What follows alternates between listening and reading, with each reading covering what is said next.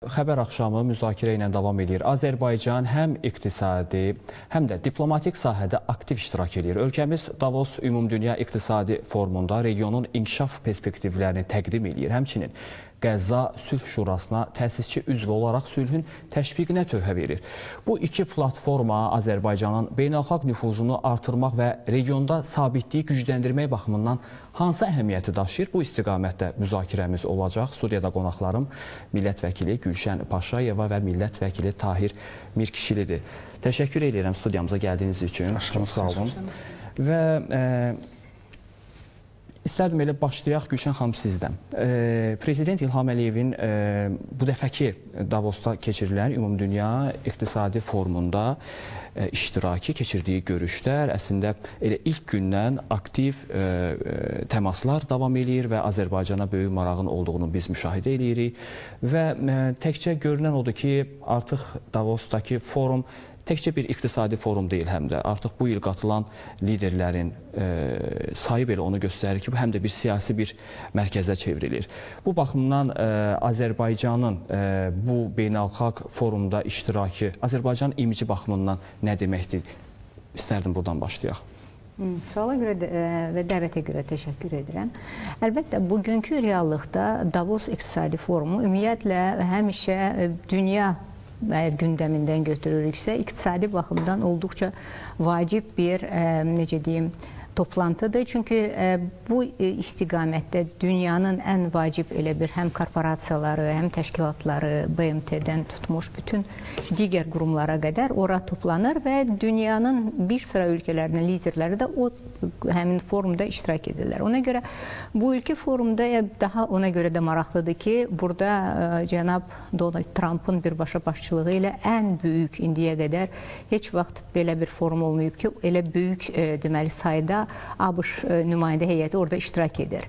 Və ona görə də bu özünə görə də bu foruma böyük bir marağı oyadır. Çünki orada bir sıra artıq sizin müxbiriniz də qeyd etdiyi kimi məsələlər siyasi baxımdan olduqca aktual məsələlər, eyni zamanda iqtisadi baxımdan gündəmdədir və cənab prezidentin də orada iştirakı, əgər biz götürsək bu bir neçə gün ərzində olduqca həm ölkənin imici baxımından, həm liderlik baxımından olduqca gözəl bir imkandır ki, biz özümüzün də öz elə bir ki, maraqlarımızı da orada tam şəkildə aydın göstərə bilək.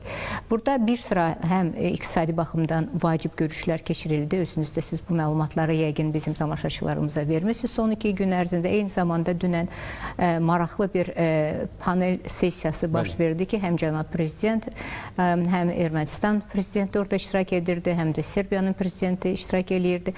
Yəni, maraqlı müzakirələr oldu və bu da eyni zamanda həm Azərbaycan, həm Ermənistanın sülh gündəliyini tam şəkildə, tam aydınlığı ilə orada oturan, həmin o auditoriyada olan insanlara aydınlaşdırdı və mesajlar da çox vacib mesajlar verildi cənab prezident tərəfindən.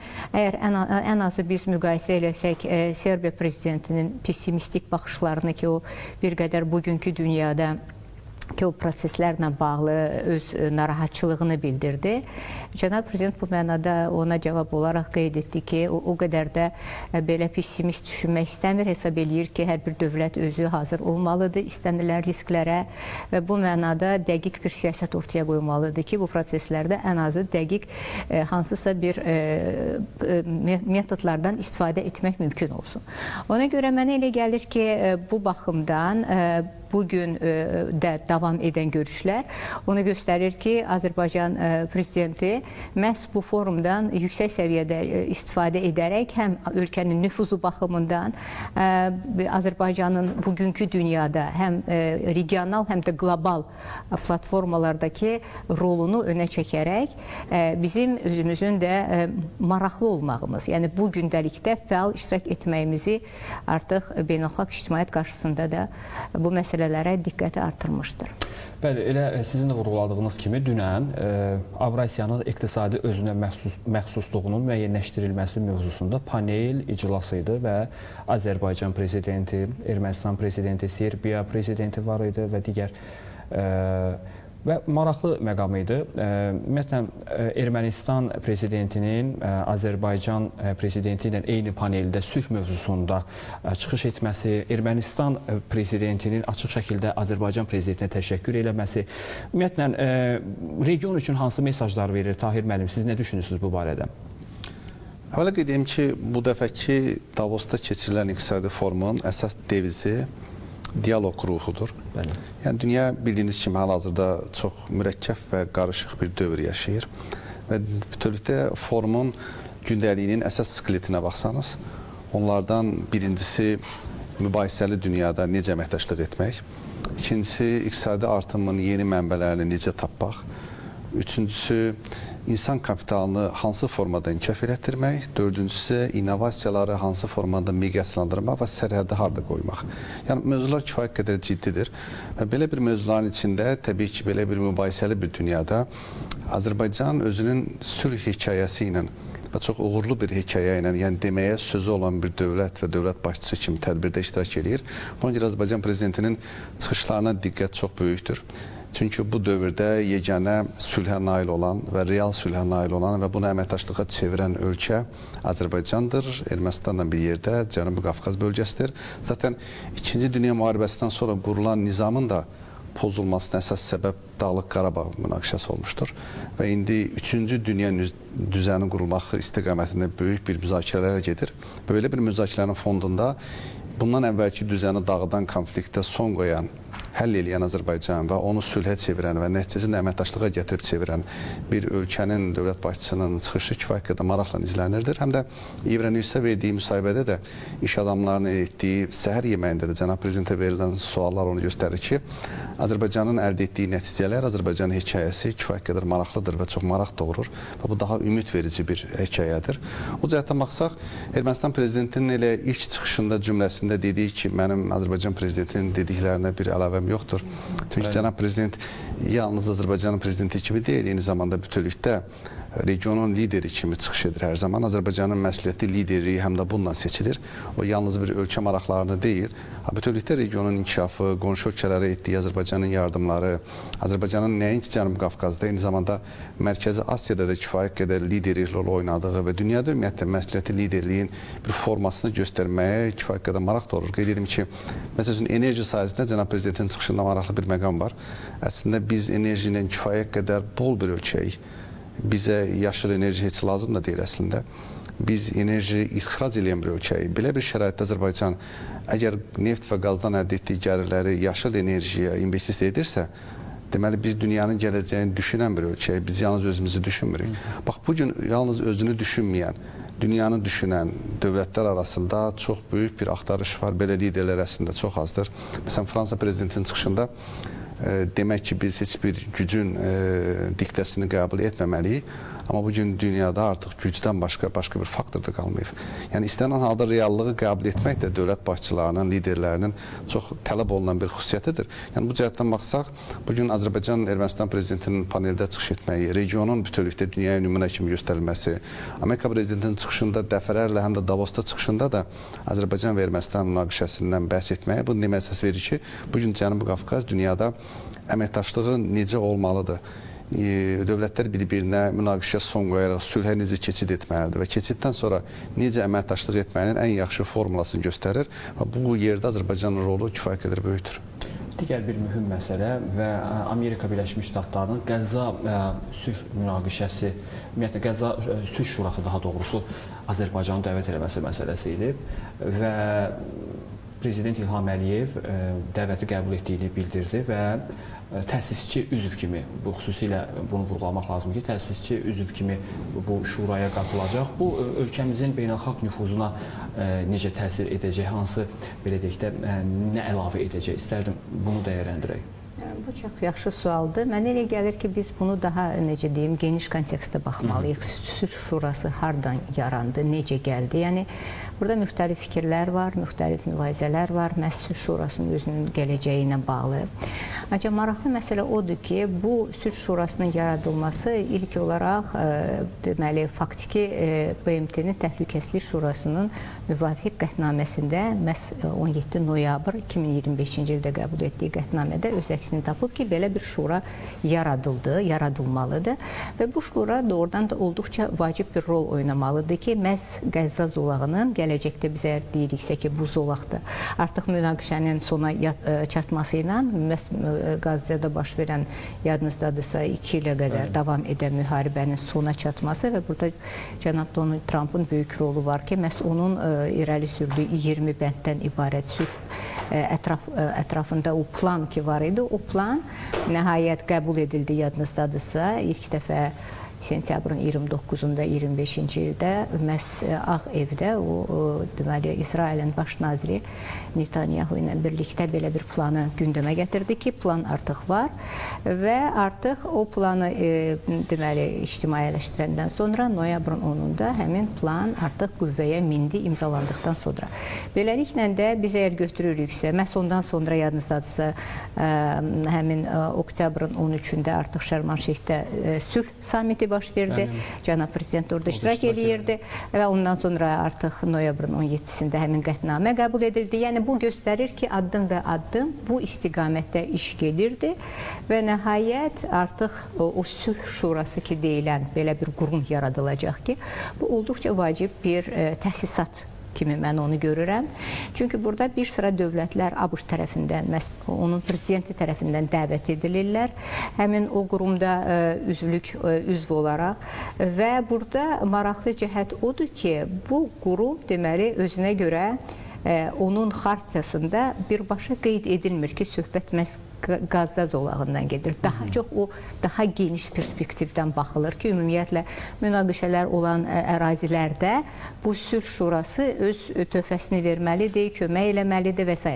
Yəni Qəzza zolağı ilə bu yekunlaşmır. Bəli, Qəzza zolağı, bəli. Ona görə burada maraqlıdır ki, bir tərəfdən qətnamədə, BMT-nin Təhlükəsizlik Şurasının qətnaməsində həmin o deməli belə bir sülh şurasının yaradılmasının məhz Qəzza zolağı ilə elə bir ki əlaqələndirilir. Və 27-ci ilə qədər belə hesab olunur ki, artıq bu proseslər başlamalıdır və burada müəyyən stabilləşdirmə qüvvələri yaradılmalıdır, bu ərazi demilitarizasiya olunmalıdır və s. Orada bir sıra məsələlər var ki, məhz 20 bəndlik sülh planının həyata keçirilməsində məhz bu sülh şurası çox vacib bir rol oynamalıdır. Deməli, bu baxımdan bir sıra dövlətlər ora dəvət olunurlar və həmin o dövlətlər orada təmsil olunaraq bu proseslərdə, yəni o ərazidə sülhün əldə edilməsi və sülh quruculuğunun həyata keçirilməsi üçün vacib rol oynayacaqlar. Ona görə də bir tərəfdən qətnaməyə əsasında söhbət götürsək, məsələn, proqramı minimum burada məhz Qəzzadan gedir. Elə bir ilk növbədə məsələ qoyulur. Ancaq xartiyanın özündə belə bir təsəvvür var ki, yox, bu daha geniş bir məfhum kimi qoyula bilər. Və hətta belə bir mülahizələr də var ki, bir sıra ekspertlər tərəfindən bu artıq BMT-nin özünə də bir alternativ qurum kimi də yaradılmaq baxımından müəyyən fikirlər bildirilir. Nə dərəcədə bu mümkündür və ya qeyri-mümkündür, bu başqa bir məsələdir.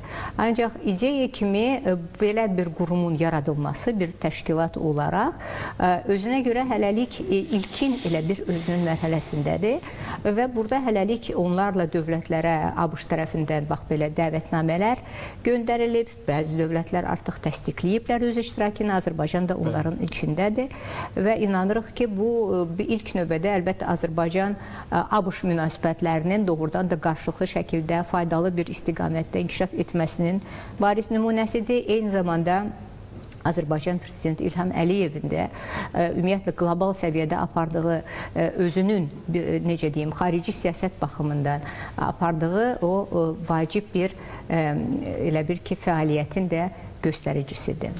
Tahir bəyəm, sizin də bu şuraya üzvlüklə bağlı fikirlərinizi almaq istəyərdim. Həm də ümumiyyətlə Azərbaycanın çox tərəfli diplomatik təcrübəsi bu şurada hansı rol oynaya bilər?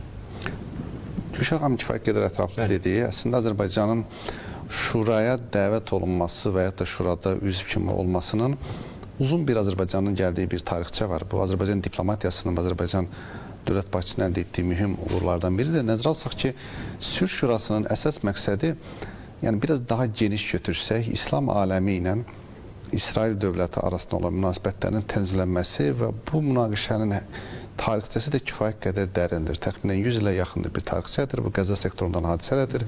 Fələstin dövlətinin yaranmasına bağlı olan məsələlərdir. Yəni belə bir şurada hər iki tərəfin etimad etdiyi dövlətlərin olması uğurun əldə edilməsi üçün çox vacib şərtlərdən biridir. Yəni bu cəhətdən baxsaq, Azərbaycanın bildiyiniz kimi İslam dünyasında çox böyük nüfuzu var. Biz İslam dünyasında Azərbaycanın bütövlükdə sivilizasiyalar arası dialoqda İslam, Xristian və İslam digər sivilizasiyalarında rolda Azərbaycanın keçirdiyi, xüsusən də Azərbaycanda həyata keçirilən humanitar forumların çox böyük forumu var. Azərbaycanın Heydər Fondunun Romada həyata keçirdiyi bir çox layihələrin bütövlükdə iki sivilizasiya arasında köprünün qurulmasında çox böyük rolu var. Azərbaycan Qoşulmama Hərəkatının üzvüdür və bir neçə il sədr olub. Azərbaycanın siyasi və iqtisadi və hərbi mövqeyi bütövlükdə inam yaradan bir mövqedir, hər hansı bir tərəfin tutmayan, hər hansı bir hərəkatın və hətta ki, hər hansı bir blokda olmayan bir ölkədir. Yəni bu cəhətdən baxsaq, Azərbaycanın şurada olması Azərbaycanın illərdir qazandığı nüfuzun bir nəticəsidir. Bu birincisi. İkincisi, Azərbaycan regionunda, bayaq da mən dedim, hərbi uğuru sülhə uğura çevirə bilən bir ölkədir. Yəni Azərbaycan həm hərbi cəhətdən uğurda təcrübəsi var, həm də sülhdə təcrübəsi var. Dünyada çox az nümunələr var ki, qalib ölkə lazım gəldiyi anda güclü olduğu belə şəraitdə belə dayanıb sülh istəyir. Azərbaycan prezidenti bu nümunələrdən biridir. Biz ordumuzun və bütövlükdə gücümüzün dəfələrlə üstələdiyi bir halda Ermənistana bir sülh təklif etmişik. Halbuki biz istəsəydik, Ermənistanın bizə etdiklərinin dəfələrlə artığını çox qısa müddətdə edə bilərdik. O deməkdir ki, Azərbaycan artıq dünyada yaradıcı, sülh istəyici. Hətta Amerikan prezidentinin də məşhur bir sualı var. Siz güclü olduğunuz halda niyə dayandınız? Yəni bu o deməkdir ki, Azərbaycan öz hisslərini idarə edə bilən, özündən başqa dünyada sülhə nail olmağa çalışan bir dövlət nümunəsi var. Bu cəhətdən, bu ikinci cəhətdən Azərbaycanın orada olması çox vacibdir. Üçüncü, Azərbaycan bugün bütövlükdə regionun enerji təhlükəsizliyini təmin edən bir ölkədir. Azərbaycan artıq öz qazını Suriyaya bildiyiniz kimi ixrac edir. Azərbaycanın bir çox enerji məhsulları artıq birbaşa Aralıq dənizinə ixrac olunur. Yəni bu cəhətdən baxsaq, Azərbaycan regiona yad bir ölkə deyil. Biz bu regionun bir hissəsiyik və regionda sülhün, əmin-amanlığın təmin olunması bizim dövlət maraqlarımızın çərçivəsindədir. Azərbaycan buna görə də hər tərəfdən çox yaxşı münasibət bəsləyir. Bütün digər dövlət liderlərinin və xalqların Azərbaycana qarşı bir inamı var. Ona görə düşünürəm ki, belə bir dəvətin gəlməsi həm də dördüncü olaraq Azərbaycan-Amerika Birləşmiş Ştatları münasibətlərini də xüsusi qeyd etmək lazımdır. Çünki məhz son dövrlərdə Azərbaycan-ABŞ arasında münasibətlərin strateji tərəfdaşlıq səviyyəsindən qalxması və Azərbaycanın ABŞ-la münasibətlərinin hər iki dövlətin maraqlarına xidmət edən bir səviyyəyə gəlib çatması uzun illərdən sonra Azərbaycan dövlətinin və ABŞ-ın yeni administrasiyanın əldə etdiyi çox böyük uğurdur. Yəni bu cəhətdən regionda həm də ABŞ-Azərbaycan əməkdaşlığının da yeni bir formatının məhz sülh şurasında da təkrarlanması onu deməyə əsas verir ki, bax bu istiqamətdə də uğurların əldə edilməsində yeni formata böyük bir ehtiyac vardır və bu yaranmışdır. Gülşən xanım da qeyd etdiyi kimi mən desə bilirəm ki, İkinci Dünya müharibəsindən sonra yaranan kollektiv idarə etmə təşkilatları böhran halını yaşayır artıq. Dünya sübut edir ki, kollektiv idarə etməklə hər hansı bir nəticəyə qısa müddətdə nail olmaq bu saat mümkün deyil. Biz bunun ən az acı nəticəsini özümüzdə gördük. Qarabağ münaqişəsində gördük. Ona görə yeni formatlarda yaranması və Azərbaycanla burada təmsil olunması həm də Azərbaycanın gələcəkdə dünya idarə olunmasında öz yerini möhkəmlətmək baxımından da kifayət qədər yaxşı bir hadisədir. Ümumiyyətlə, həm də bir zamanlama ilə bağlı bir maraqlı bir məqam. Çünki həm Azərbaycanın bu sülh təşəbbüsü, sülh şurasına dəvəti gəldiyi bir ərəfədə, bu həmin ərəfədir ki, həm də Prezident İlham Əliyev Davosda iştirak edir və ümumiyyətlə dövlət başçısının sülh təşəbbüsləri dünyanın diqqət mərkəzindədir. Həmin o yenidən panel iclasa qayıtmaq istəyirəm. Orada səsləndirilən fikirlərə, hansı ki Ermənistan prezidenti də oradaydı. Və həmin bu ümumi bir mənzərəyə baxsaq, siz özünüz də çıxışınızda əvvəlcə vurğuladınız, hazırda dünyada hansı geosiyasi vəziyyət hökm sürür? Müharibələr, çəkişmələr, münaqişələr. Bu təbii ki, burada həm də bir iqtisadi gərginlik də öz sözünü deyir. Təbii ki, iqtisadi asıllılıq varsa, siyasi asıllıq da var deməkdir. Bunlar bir-birinə bağlıdır. Belə bir şəraitdə dünyanın hazırki bu durumunda və bütün diqqətlərin həm də Davosda olduğu bir məqamda, həmçinin Prezident İlham Əliyevin sülh təşəbbüslərini bütün dünyaya təqdim etdiyi bir məqamda Azərbaycanın bu sülh şurasına dəvət alınması yəni necə görünür qıraqdan? Bunu istəyərdim bir izah eləyək. Həm də bir də bu hansı sizcə təkcə Azərbaycan üzvlüyündə təbii ki, burada nüfuzlu digər ölkələr də var. Bunun bir işləmə mexanizmində siz necə düşünürsünüz? Real sülh bir nəticələr təsiri ola biləcəkmi bunun? Məhz fondun söhbətdən gedir. Məncə yaxşı sualdır. Ancaq siz gəlin bu sizin sualınızı iki hissəyə bölək. Deməli, birinci hissə odur ki, Azərbaycanın əlbəttə, əgər siz özünüz, biz hamımız gözəl bilirik ki, Dərman da bayaq çox dəqiq o məsələni qoydu ki, biz əgər doğrudan da müharibədə, ikinci Qarabağ müharibəsindən sonra biz demək olar ki, Şuşaya kimi gəldik, çatdıq və Cənab Prezident də özünün çıxışında o məsələni yadımdadır, yerli mediaya verdiyi suala cavab olaraq dedi ki, biz güclü idik və biz əlbəttə bu prosesdə dayandıq o dövrdə və biz başa düşdük ki, o dövrdə o insan itkisinə getmək istəmirdi. Onun humanist bir münasibəti var idi, ancaq eyni zamanda başa düşürdü ki, o torpaq məhfumu ki var, o suala da cavab verdi çox gözəl həmin o müsahibədə ki, düzdür orada o dayandı 20-ci ilin noyabrında. Ancaq o bilirdi ki, bu məsələ əlbəttə ki, tam özünün hələ həllini tapmayıb və düzdür çox insanlar ona deyirdi ki, bəlkə də bu artıq bir həldir, ancaq məsələ onu ilə bitmədi və sonda biz məhz bir günlük həmin o 23-cü ildəki antiterror əməliyyatı nəticəsində tam suverenliyi və ərazi bütövlüyünü əldə etdik. Və bu mənada bu olduqca vacib bir addım idi Azərbaycan tərəfindən atılan və burada biz gəlib çıxırıq ikinci tərəfinə sualın ki, Ermənistan liderinin də məhz 23-cü ildən sonra 23-25-ci illərdə artıq Azərbaycan tərəfindən təqdim edilən sülh planı ilə bağlı birgə fəaliyyəti və o iki tərəfli fəaliyyət nəticəsində yadınızdadırsa, bunlar artıq gəlib çatdılar elə bir səviyyəyə ki, hər iki nümayəndə heyətləri, məhz liderlər nəticəsində ki, bu iş gedirdi. Artıq sənəd, sülh sənədi artıq müəyyənləşdi, 17 maddəlik.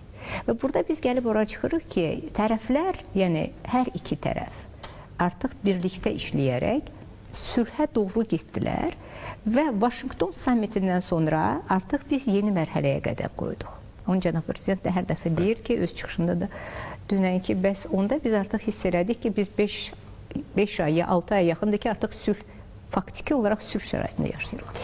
Yəni, bu çox vacib mesajdır. Mən razıyam sizinlə ki, indiki reallıqda bu dünyada, bu təlatümlü dünyada bu cür mesajlar çox az verilir. Çünki insanlar ümumiyyətlə sülhə get-gedə inanmırlar. Çünki Ukraynada gedən müharibə davam eləməkdədir. Və biz əgər sizinlə yaxın şərqə baxırıqsa, düzdür, bir tərəfdən məhz Donald Trump'ın birbaşa bu planı və bu da gətirib sülh fonduna çıxardır. Bu artıq ikinci cavabdır, elə bir mənim sualımın. Deməli, burada bu sülh fondu elə bir ki, həmin o yaxın şərqə də sülhü gətirmək istəyir. Və burada da bir ən vacib məsələ odur ki, əgər biz baxırıqsa 48-ci ildən İsrail dövlətinin yaranmasında məhz o məşhur qətnamə ilə BMT-nin Təhlükəsizlik Şurasının orada iki dövlət yaranmalı idi. Əfsuslar olsun ki, orada iki dövlət yaranmadı və orada bir sıra müharibələr oldu. Həmin o 48-dən bu günə qədər götürsək, 23-cü ilin oktyabrın 7-sində baş verən sonuncu Qəzza müharibəsini və ABŞ o dövrdə həmişə o danışıqlarda iştirak edib. Ona görə bugünkü Donald Trump'ın bu sülhlə bağlı addımları bir tərəfdən ABŞ-ın artıq uzun bir dövr ərzində apardığı danışıqlarda bir vasitəçi kimi rolunu artıq sona çatdırmaq istəyir. O istəyir ki, burada nəhayət sülh əldə edilsin. Ona görə məncə bugünkü reallıqda sülh fondunun yaradılması, sülh şurasının yaradılması məhz nəhayət yaxın şərqdə və Fələstində yeni bir tərəfdən dövlətin gələcəkdə hansısa bir formada nəhayət yaranması üçün olduqca vacib bir keçid mərhələsidir.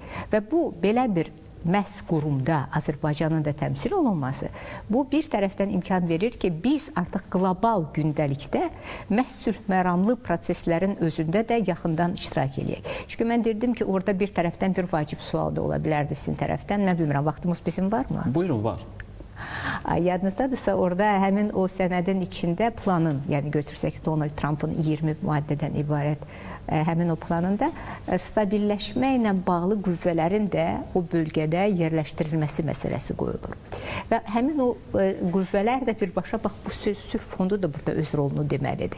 Və burada bir tərəfdən biz onda gəlib çıxırıq vaxtilə yerli mediaya verilən suallar içərisində yadınızdadırsa hansısa bir müxbir o sualı verdi indi 26-cı ildə verilən ona suallarda ki, Qəzzada Azərbaycan sülh məramlıları iştirak edə bilərmi? Yadınızdadırsa. Mən əslində növbəti sualım elə bu ilə bağlıdır. Siz artıq qabaqladınız.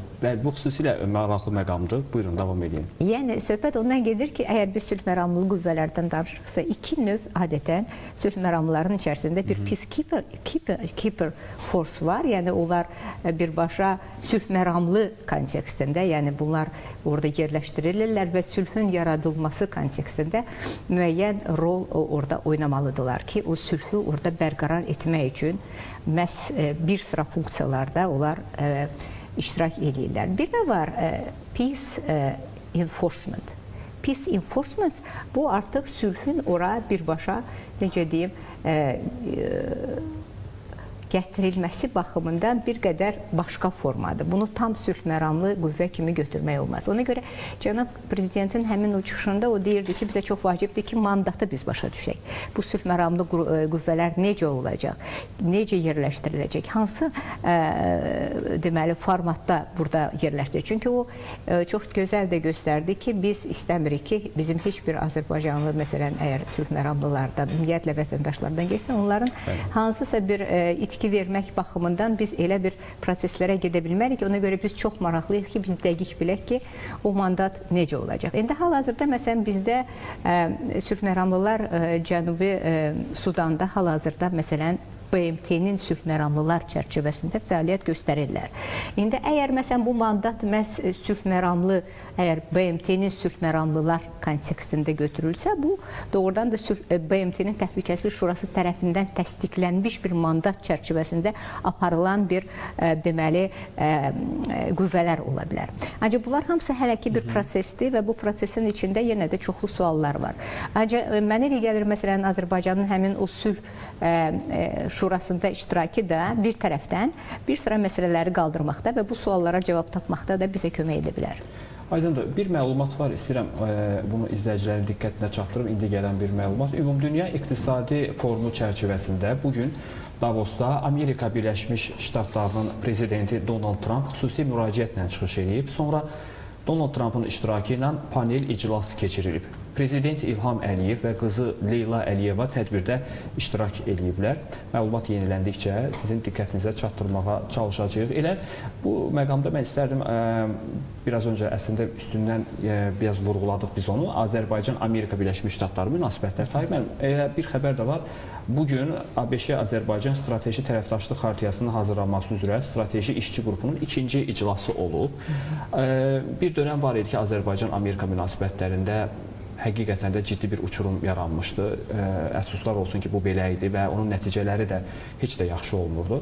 Və xüsusilə ötən ilin avqustun 8-də məhz Vaşinqtonda keçirilən görüşdən sonra artıq Azərbaycan-Amerika münasibətlərində bir müsbət dinamikanı biz faktlarla görə bilirik.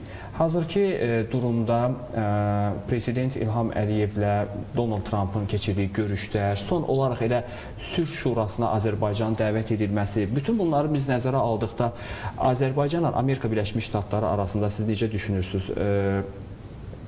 Yeni bir mərhələ, hansı bir yeni bir mərhələ başlayır? Ümumiyyətlə, regionun müstəqilliyinin güclənməsində Azərbaycanla ABŞ arasında olan əlaqələr həmişə müstəsna bir rol oynayır. Əgər son iki administrasiyanı saymasaq, bu Biden və Obama administrasiyası saymasaq, daha əvvəllərdə olan Heydər Əliyevin dövründə də Heydər Əliyev-Bush münasibətləri, Heydər Əliyev daha sonra Clinton münasibətləri Azərbaycanın həm iqtisadi cəhətdən möhkəmlənməsində, Bakı-Tbilisi-Ceyhan boru xəttinin çəkilməsində, Azərbaycan neftinin dünya bazarına çıxmasında, ABŞ və Avropa investisiyalarının Xəzər dənizinə gəlməsində, təsəvvür edin ki, o zaman Xəzər dənizinin statusu belə heç müəyyən olunmamışdı. Belə bir dövrdə Sovet İttifaqının dağılmasından sonra təbii ki, ABŞ-ın regionda Azərbaycanla əməkdaşlıq etməsi çox mühüm əhəmiyyət kəsb etmişdir.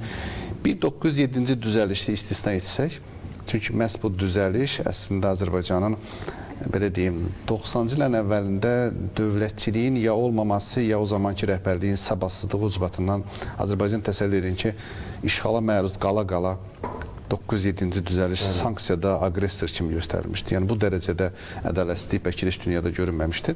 Bir bunu nəzərə almasaq, keçən dövr ərzində, o da maddə də bildiyiniz kimi Azərbaycan-ABŞ münasibətlərinin ən yaxın əməkdaşlıq dönəmlərində hər zaman dondurulmuşdur.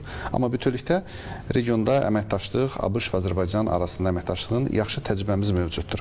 Bu cəhətdən bu yaxşı təcrübəni yenidən həyata qaytarmaq və bu münasibətləri diriltmək, doğrultmaq və onu həyata döndərmə istiqamətində son görüşlər çox müsbət qiymətləndirilir. Xüsusən də cənab Donald Trump və cənab İlham Əliyev arasında olan şəxsi münasibətlərin hətta bir-birinə etimad etməsi və hər iki liderin kifayət qədər məsələlərdə real münasibətlərə baxışının bir-birini anlaması bu cəhətdən Azərbaycan-ABŞ münasibətlərinin yeni bir səviyyəsinə gəlib çıxmasına imkan yaratmışdır. İkinci bir tərəfdə nəzərə alsaq ki, Azərbaycanın sülh, Ermənistanla sülh müqaviləsinin paraflaması da Vaşinqtonda məhz Donald Trumpın şahidliyi ilə keçməsi və Azərbaycan və bütövlükdə region üçün çox önəmli bir layihə olan Zəngəzur dəhlizi layihəsinin ki, Amerikanlar ona TRIP layihəsi deyirlər. Bu layihənin reallaşmasında da Amerikanın çox mühüm bir rolunun oynaması bunun demək əsas verir ki, ABŞ-Azərbaycan münasibətlərindəki olan strateji tərəfdaşlıq nəinki Azərbaycan üçün, bütövlükdə regionun inkişafı üçün çox mühüm əhəmiyyət kəsb edir. Çünki regionun iqtisadi inkişafının açarı Azərbaycandadır. Bugün Şərq və Qərb arasında informasiya, enerji və bütövlükdə yüklərin tranzitində hər bir dövlət gəlir əldə etmək istəyir. Amma Azərbaycansız bu marşrutu açmaq qeyri-mümkündür. Orta dəhliz Azərbaycansız fəaliyyət göstərə bilməz. Bugün Mərkəzi Asiya, Avropa və Qərb dünyası ilə əməkdaşlıq pəncərəsi Azərbaycandan keçir. Təsadüfi deyil ki, C5 Azərbaycan iştirakı ilə C6 oldu. Mərkəzi Asiya artıq Cənubi Qafqaz ölkələrinin iqtisadi cəhətdən inteqrasiya yolundadır. Yəni bu cəhətdən baxsaq, ABŞ-Azərbaycan münasibətləri bütövlükdə regionun taleyinə müsbət təsir edən məqamlardan biridir. Digər mühüm məsələlərdən biri ondan ibarətdir ki, ABŞ-ın Azərbaycan iqtisadiyyatında investisiya cəhətdən də böyük rolu həmişə olub. Azərbaycanın neft sektorunda ABŞ-ın investisiyaları böyükdür. Yəni son görüşlərdən sonra xüsusən də ABŞ-Azərbaycan arasında olan strateji əməkdaşlıq haqqında iki qrup yaradılandan sonra ABŞ-ın şirkətlərinin Azərbaycana marağı daha da artıb.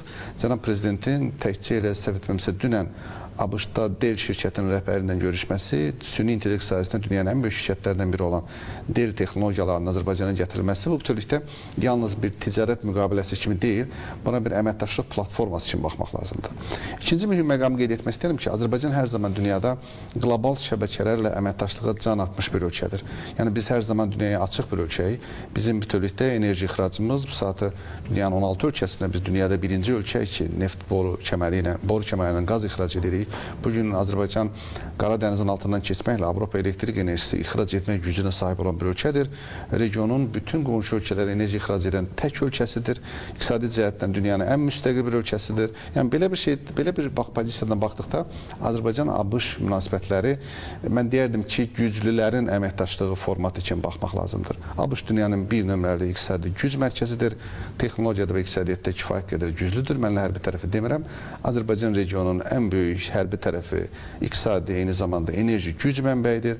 Azərbaycan dünyanın ən iqtisadi cəhətdən müstəqil bir ölkəsidir. Bizim 80 milyarddan çox strateji valyuta ehtiyatlarımız var. Cənab Prezidentin Davosda təkcə dünyanın ən böyük aktiv idarə edən şirkəti olan BlackRock-un rəhbərliyi ilə bizim Dövlət Neft Fondunun BlackRock-la imzaladığı 1,5 milyard dollarlıq müqavilə belə onu göstərməyəcək ki, qarşı tərəf həm də Azərbaycan, həm qarşı tərəf bir-birinin əməkdaşlıqda iddialıdır, maraqlıdır və mən əminəm ki, bax belə bir əməkdaşlıq həm bizim Azərbaycan iqtisadiyyatına, həm də Azərbaycanın iqtisadi maraqlarının dünyada təmsil olunması üçün çox mühüm bir platforma yaradacaqdır. Aydın Tahir müəllim və bir xəbər mən az öncə izləyicilərin diqqətinə çatdırmışdım və yenidən bir daha həmin xəbəri sizin diqqətinizə çatdırmaq istəyirəm. Çünki yeni görüntülər var. Ümumdünya İqtisadi Forumu çərçivəsində yanvarın 21-də Davosda Amerika